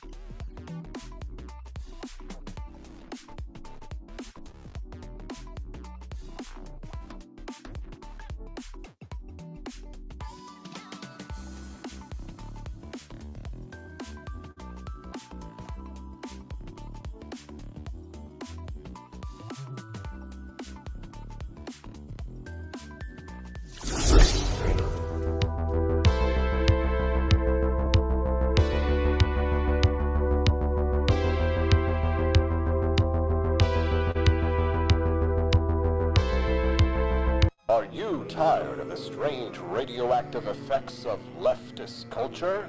Do you ever wonder what happened to good old-fashioned American values? Well, fear no more, because there's a new force fighting back against the cultural rot of today. Introducing Culturama, a right-of-center talk show that's taking back the future today. Hosted by none other than blonde bombshell herself, Daniela Pensack. She's not just talking, she's taking culture back. With sharp takes, brilliant guests, and a few surprises along the way. Tune in to the live video podcast twice a week, because the future doesn't have to be weird. It can be Culturama. If there wasn't going to be somebody who was a fiery champion of liberty, somebody who would get out there and who would be aggressive, and if they wouldn't do it with more fire or passion than I had, then I would go and I would fight this battle for us. I've fought for the principles that we all share. Parties tend to be secondary to me. We're here because we believe in the principles of liberty. I am not a perfect messenger, but I think I'm a damn good one. This is a replica of our first president's flintlock pistol. You have my full support, my respect, and my gun.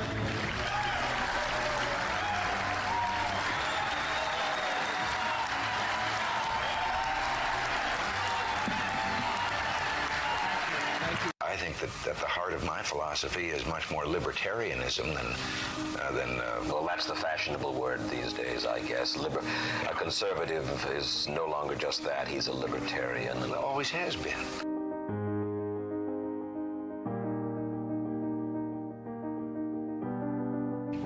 Yet any time you and I question the schemes of the do-gooders, we're denounced as being against their humanitarian goals. They say we're always against things, we're never for anything.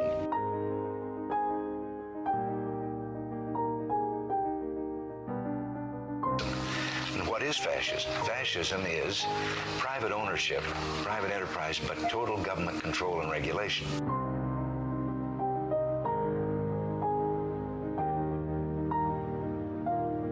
Well, the trouble with our liberal friends is not that they're ignorant. It's just that they know so much that isn't so.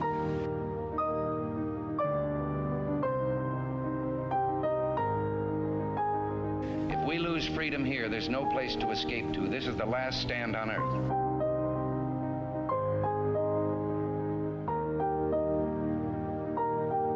This is the issue of this election. Whether we believe in our capacity for self-government or whether we abandon the American Revolution and confess that a little intellectual elite in a far distant capital can plan our lives for us better than we can plan them ourselves.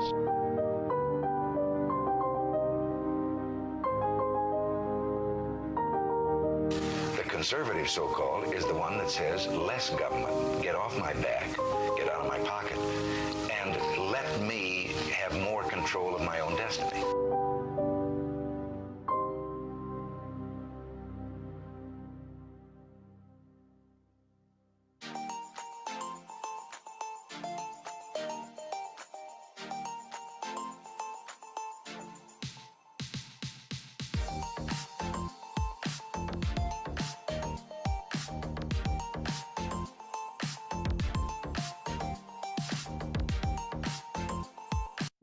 Do you hate the deep state?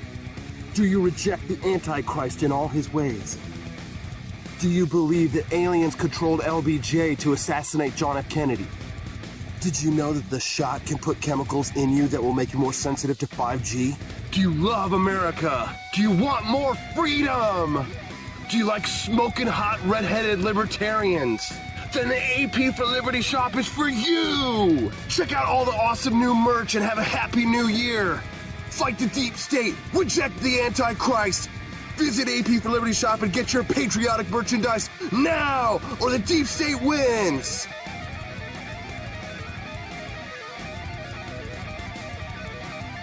You